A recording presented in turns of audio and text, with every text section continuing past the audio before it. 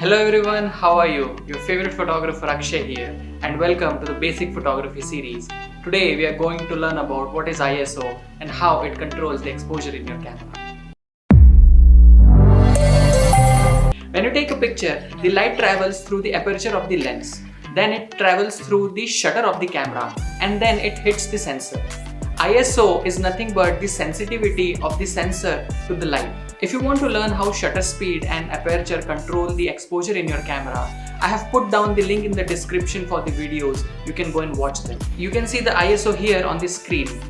In this case, it says ISO 100. It is very simple to understand ISO. If you have ISO 100, your sensitivity is less.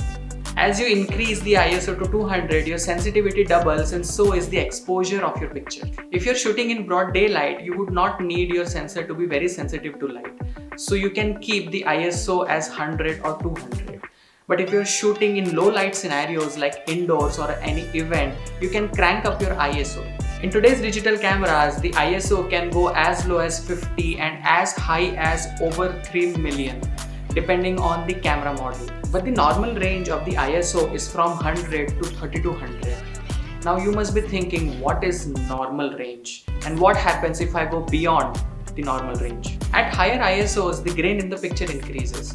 It's not always bad. Some photographers use it to make their picture interesting. But I would suggest the beginners to try to shoot always on the lower end of the ISO range.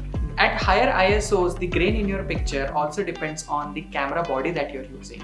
If you're using a camera body with a full frame sensor, the grain will be comparatively less as compared to a camera with a cropped sensor. If you found this video helpful, please give it a like, share it with your friends, and don't forget to subscribe to Ray Photography. I will see you guys in the next one.